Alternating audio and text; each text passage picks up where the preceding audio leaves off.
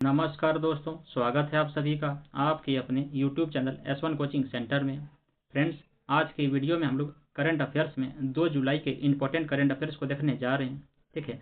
और हाँ, इस वीडियो का जो PDF है वो आप हमारे Telegram channel S1 coaching centre में जाके प्राप्त कर सकते हैं। और हाँ, अगर आप हमारे चैनल पर पहली बार बने तो चैनल को सब्सक्राइब करके बेल आइकन प्रेस कर दें, ताकि मैं जब भी कोई वीडियो अपलोड करूँ तो उसका नोटिफिकेशन आप तक।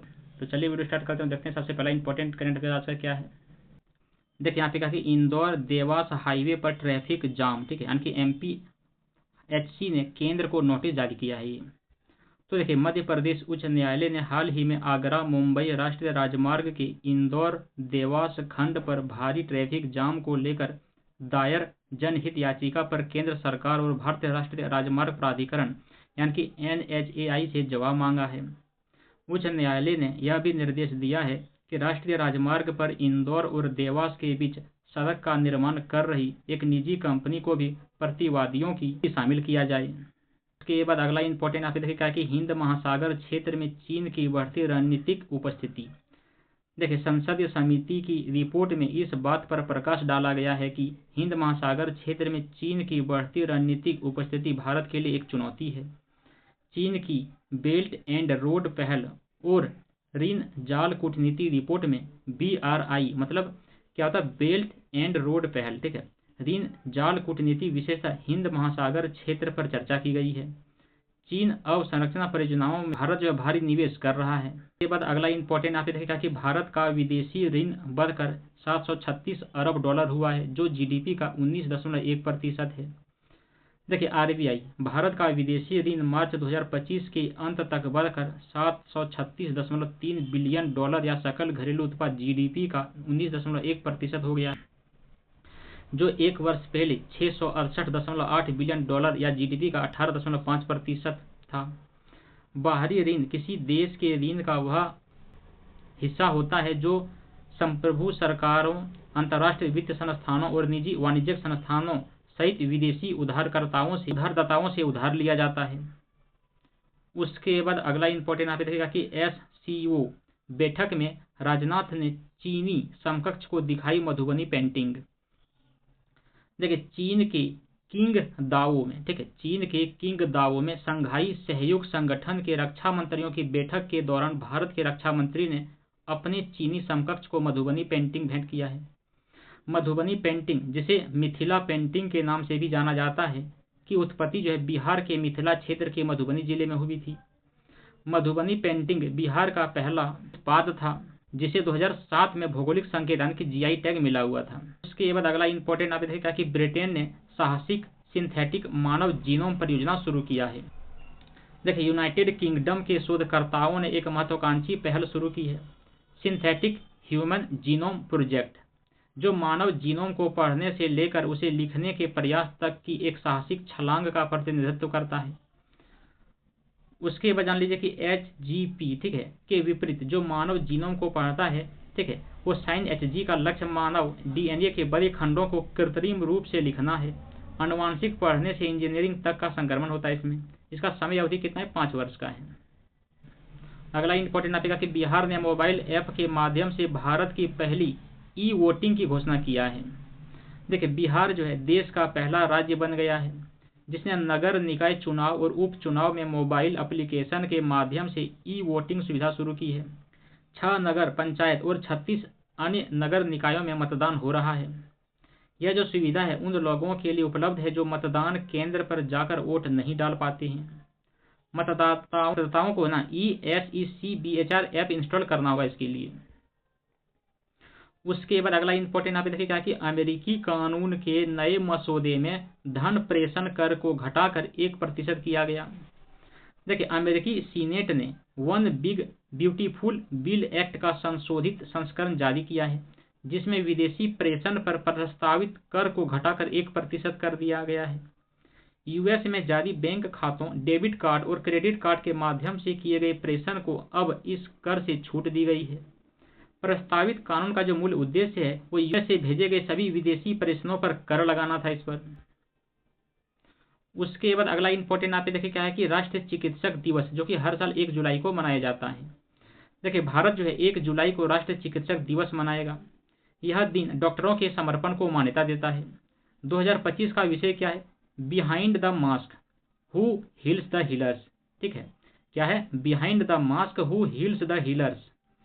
यह डॉक्टरों के मानसिक स्वास्थ्य पर प्रकाश डालता है। यह जो दिन है डॉक्टर विधान चंद्र रॉय की याद में मनाया जाता है। ठीक है, यहाँ से आपको दो इंपॉर्टेंट चीज याद रखना है। ठीक है, क्या कि सबसे पहले कि 2025 में चिकित्सक दिवस का थीम क्या है? तो यहाँ पे थीम क्या है कि behind the mask who heels the healers. ठीक है, और दूसरा क्या याद रखना है? दूसरा याद रखना है कि यह किसकी याद में मनाया जाता है? तो देखिए, यह डॉक्टर विधान चंद्र रॉय की याद में मनाया जाता है। उसके बाद क्या है कि वे एक चिकित्सक और पश्चिम बंगाल के मुख्यमंत्री भी रहे थे। ठीक है, उसके बाद अगला इंपॉर्टेंट आप देखिए क्या कि केंद्र ने कृषि वानिकी को बढ़ावा देने के लिए आदर्श नियम जारी किए हैं। देखिए, केंद्र ने कृषि वानिकी में व्यापार को आसान बनाने के लिए नियामक संरचना को सुव्यवस्थित करके राज्यों, केंद्र शासित प्रदेशों को आदर्श नियम जारी किए हैं। आगामी NTMS पोर्टल पर कृषि वानिकी वृक्षारोपण के जियो टैग किए गए डेटा को होस्ट किया जाएगा और पेड़ों की कटाई के लिए किसानों के आवेदनों को मंजूरी देने की सुविधा होगी इसमें। उसके बाद क्या है कि पारिस्थितिकी आवश्यकताओं को संतुलित करते हुए सतत कृषि पद्धतियों को बढ़ावा देने के लिए किसान हितैषी कदम उठाएगा इसमें। उसके बाद अगला इंपॉर्टेंट आप देखेगा कि इस्कॉन के राधानाथ स्वामी को न्यूयॉर्क सिटी सम्मान मिला। देखिए, इस्कॉन के एक प्रमुख नेता राधानाथ स्वामी को न्यूयॉर्क शहर के अधिकारियों ने दशकों तक की सामुदायिक सेवा और आध्यात्मिक नेतृत्व के लिए सम्मानित किया है। डिप्टी कमिश्नर दिलीप चौहान ने मेयर एरिक एडम्स की ओर से शहर के सामाजिक ताने बाने को मजबूत करने में आस्था आधारित संगठनों की भूमिका को मान्यता देते हुए यह पुरस्कार प्रदान किया। यहाँ पे कहा कि सेट श्योर और ध्रुव स्पेस ने अंतरिक्ष आधारित समाधानों के लिए सहयोग किया है। देखिए, सेट श्योर और ध्रुव स्पेस ने अंतरिक्ष आधारित समाधान प्रदान करने के लिए सहयोग किया है। साझेदारी के अनुसार दोनों कंपनियां तेज मिशन, समय सीमा और अधिक विश्वसनीयता के साथ सॉवरेन अर्थ ऑब्जर्वेशन सेवाएं प्रदान करना चाहती है। साझेदारी का जो उद्देश्य है रक्षा, कृषि, शहरी शासन और पर्यावरण निगरानी में EO डेटा की बढ़ती मांग को पूरा करना भी है। उसके बाद अगला इंपॉर्टेंट आप कहा कि GST दिवस जो कि हर साल 1 जुलाई को मनाया जाता है। देखिए, GST दिवस 1 जुलाई 2017 को देश भर में वस्तु एवं सेवा कर लागू होने का प्रतीक है। वित्त मंत्रालय ने औपचारिक रूप से GST दिवस की शुरुआत किया, जिसका पहला उत्सव 1 जुलाई 2018 को आयोजित किया गया, कर सुधार लागू होने के ठीक 1 साल बाद। ठीक है, उसके बाद GST परिषद की स्थापना कब हुआ था? तो सितंबर 2016 में इसका स्थापना हुआ था। संविधान की अनुच्छेद 279 के अंतर्गत ये आता है। GST में 5 मुख्य स्लैब कर कौन कौन से? तो देखिए, एक है 0%, उसके बाद 5%, उसके बाद 12%, उसके बाद 18%, उसके बाद 28% है ये। ठीक है, अगला इंपॉर्टेंट आप देखिए क्या है कि सर्वोच्च न्यायालय के कर्मचारियों के लिए आरक्षण लागू कर दिया गया। देखिए, सर्वोच्च न्यायालय ने पहली बार अनुसूचित जातियों और अनुसूचित जनजातियों से संबंधित अपने कर्मचारियों की सीधी नियुक्ति और पदोन्नति के लिए औपचारिक आरक्षण नीति शुरू कर दिया है। इस निर्णय की जो जानकारी है वो 24 जून को सभी सर्वोच्च न्यायालय के कर्मचारियों को जारी एक परिपत्र में दी गई है। उसके बाद अगला इंपॉर्टेंट आप क्या है कि राष्ट्रीय CA दिवस, ठीक है, यानी कि चार्टेड अकाउंट दिवस, जो कि 1 जुलाई को मनाया गया। देखिए, भारत ने 1 जुलाई 2025 को ICAI के स्थापना के उपलक्ष्य में 76वां राष्ट्रीय चार्टर्ड अकाउंटेंट दिवस मनाया। ठीक है, तो कितनावां है? 76वां है। उसके बाद देखिए यहाँ पे क्या है कि भारत की वित्तीय प्रणालियों में पारदर्शिता और राजकोषीय अनुशासन को बनाए रखने में CA की महत्वपूर्ण भूमिका के लिए उन्हें मान्यता दी गई है और 1949 में स्थापित ICAI एक विश्व स्तर पर मान्यता प्राप्त निकाय बन गया है जो राजकोषीय नीति को आकार दे रहा है और ध्वनि लेखांकन प्रथाओं को बढ़ावा दे रहा है। उसके बाद अगला यहाँ पे देखिएगा कि मार्च 2025 में बैंक GNPH कई दशक के निचले स्तर 2.3% पर आ गया। देखिए, बैंकिंग प्रणाली की सकल गैर निष्पादित परिसंपत्तियां मार्च 2025 में घटकर 2.3% के बहुदशक के निचले स्तर पर आ गई है। सितंबर 2024 में GNPH का स्तर 2.6% था। अर्धवार्षिक रिजर्व वित्तीय स्थिरता रिपोर्ट में 46 बैंकों के GNPH को अनुसूचित वाणिज्यिक बैंकों की कुल संपत्ति का 98% है और मार्च 2027 तक बढ़कर 2.6% तक हो जाएगा। उसके बाद अगला यहाँ पे इंपॉर्टेंट क्या है कि क्वाड राष्ट्रों ने पहली बार एट सी ऑब्जर्वर मिशन लॉन्च किया है। ठीक है, देखिए, इंडो पैसिफिक में समुद्री सहयोग को बढ़ावा देने के लिए भारत, जापान, संयुक्त राज्य अमेरिका और ऑस्ट्रेलिया, ठीक है, कौन कौन सा? भारत, जापान, अमेरिका और ऑस्ट्रेलिया, ये चारों को क्वाड बोलते हैं। के तटरक्षक ने पहली बार क्वाड एट सी शिप ऑब्जर्वर मिशन शुरू किया है। उसके देखिए विलमिंगटन घोषणा के अंतर्गत संचालित क्रॉस एम्बार्केशन मिशन में प्रत्येक देश से 2 अधिकारी महिला अधिकारी सहित US coast guard cutter station पर सवार होते हैं, जो वर्तमान में गुआम के रास्ते में है। उसके बाद अगला इंपॉर्टेंट आप देखें क्या कि पिछले वित्त वर्ष में सकल जीएसटी संग्रह सार्वकालिक उच्चतम रहा। देखिए भारत का माल एवं सेवा करण की जीएसटी ठीक है संग्रह पिछले 5 वर्षों में दोगुना हो गया है, जो वित्त वर्ष 2025 में रिकॉर्ड 22.08 लाख करोड़ तक पहुंच गया है, जो वर्ष कितना हो गया 9.4% की वृद्धि हुआ है। उसके बाद देख लीजिएगा कि वित्त वर्ष 2025 में औसत मासिक जीएसटी संग्रह जो है वो 1.84 लाख करोड़ रहा था, जो पिछले वर्षों की तुलना में बेहतर है इस बार। उसके बाद देखिए 2017 में लॉन्च होने के बाद से जीएसटी में निरंतर वृद्धि देखी गई है। पंजीकृत करदाताओं की संख्या बढ़कर 1.51 करोड़ से अधिक हो गई है। उसके बाद अगला इंपॉर्टेंट आता रहेगा कि वित्त वर्ष 2025 प्रवासी धन प्रेषण 135.46 बिलियन डॉलर के नए रिकॉर्ड पर जाके पहुंच गया है। देखिए पिछले वित्त वर्ष में विदेशों में रहने वाले भारतीयों ने रिकॉर्ड 135.46 बिलियन डॉलर भेजे और यह पिछले वर्ष की तुलना में 14% की वृद्धि दर्शाता है। भारत वैश्विक स्तर पर इन प्रेषणों का शीर्ष प्राप्तकर्ता बन चुका है। अमेरिका, ब्रिटेन और सिंगापुर का इसमें महत्वपूर्ण हिस्सा रहा है। प्रेषण जो है अब भारत के व्यापार घाटे के एक बड़े हिस्से की भरपाई करता है। उसके बाद ये अंतर्वाह देश के लिए बाहरी वित्त पोषण का एक स्थिर स्रोत हो जाएगा यहाँ पे। उसके बाद अगला इंपॉर्टेंट यहाँ पे कहेंगे गोरखपुर। राष्ट्रपति ने गुरु गोरखनाथ आयुष विश्वविद्यालय का उद्घाटन किया है। देखिए राष्ट्रपति द्रौपदी मुर्मू ने राज्यपाल आनंदीबेन पटेल और मुख्यमंत्री योगी आदित्यनाथ की मौजूदगी में गोरखपुर में महायोगी गुरु गोरखनाथ आयुष विश्वविद्यालय का उद्घाटन किया। राष्ट्रपति मुर्मू ने अपनी यात्रा की शुरुआत बरेली से किया है, जहां उन्होंने भारतीय पशु चिकित्सा अनुसंधान संस्थान के 11वें दीक्षांत समारोह को मुख्य अतिथि के रूप में संबोधित किया है।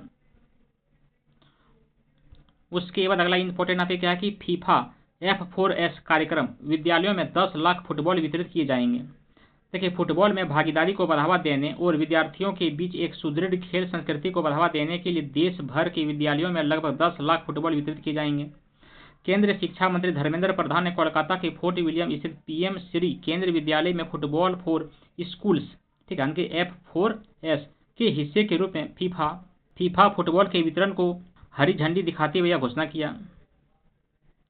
उसके बाद अगला इंपॉर्टेंट आप देखेगा कि रेल मंत्री ने वन स्टॉप प्लेटफॉर्म के रूप में रेल वन ऐप लॉन्च किया। ठीक है कौन सा ऐप? Rail one app. देखिए रेल मंत्री अश्विनी वैष्णव ने रेल वन ऐप लॉन्च किया, जो सभी यात्री सेवाओं के लिए वन स्टॉप समाधान होगा। देखिए इसमें देखो ऐप टिकटिंग, ट्रेनों की पूछताछ, PNR, यात्रा योजना, रेल सहायता सेवाएं और ट्रेन में भोजन जैसी सेवाओं तक आसान पहुंच प्रदान करेगा इस ऐप के द्वारा। ठीक है क्या नाम है? Rail one. नई दिल्ली में centre for railway information system के स्थापना दिवस पर यह ऐप लॉन्च किया गया। उसके बाद अगला इंपॉर्टेंट आपका कि रिलायंस इंफ्रा ने अमेरिकी कंपनी के साथ 20,000 करोड़ रुपए का रक्षा समझौता किया है। देखिए रिलायंस डिफेंस और कोस्टल मैकेनिक्स इंक ने भारत के 20,000 करोड़ के रक्षा MRO बाजार को लक्षित करने के लिए एक रणनीतिक साझेदारी किया है। इस सहयोग का जो उद्देश्य है भारतीय सशस्त्र बलों को व्यापक रखरखाव, मरम्मत, ओवरहॉल और उन्नत सेवाएं प्रदान करना है, जो जगुआर और MiG-29 लड़ाकू विमानों, अपाचे हेलीकॉप्टर और L-70 गन तोपों जैसे प्लेटफॉर्म पर ध्यान केंद्रित करता है यह। उसके बाद अगला इंपॉर्टेंट आपका कि फाजिल्का में भारत का पहला लकड़ी से बना नानक निवास गुरुद्वारा। ठीक है कहाँ पर? तो फाजिल्का में। देखिए पंजाब के फाजिल्का पुलिस लाइन में गुरुद्वारा श्री नानक निवास बनाया गया है, जो आयतित देवधर की लकड़ी से बना है। यह जो है विशेष रूप से अपनी मजबूती और पतंगों, धूप और बारिश के प्रति प्रतिरोधक क्षमता के लिए जानी जाती है। गुरुद्वारा 40 फीट गुना 40 फीट का है, ज्यामितीय रूप से भी संतुलित दिखता है और सटीकता के साथ सावधानीपूर्वक तैयार किया गया है इसको। उसके बाद अगला इंपॉर्टेंट आप देखेगा कि GPS अंतःक्षेप से उड़ानों और जहाजों को खतरा है। तो देखिए हाल की घटनाओं जिनमें दिल्ली जम्मू उड़ान का वापस लौटना, हॉर्मुज जल डमरूमध्य के पास एक टैंकर के टक्कर और जद्दा के पास एक जहाज का फंसना शामिल है, सभी ग्लोबल पोजिशनिंग सिस्टम यानी कि GPS के हस्तक्षेप के कारण हुआ है। ये सब इसमें स्पूफिंग और जैमिंग जैसे साइबर हमले शामिल हैं, जो जानबूझकर वाहनों के नेविगेशन सिस्टम को बाधित या गुमराह कर देते हैं। तो बस इतना ही था फ्रेंड्स। कैसे लगा ये वीडियो कमेंट करके जरूर बताइएगा। चलिए मिलते हैं अगली वीडियो में अगले दिन का करंट अफेयर को लेकर के। तब तक के लिए धन्यवाद। जय हिंद।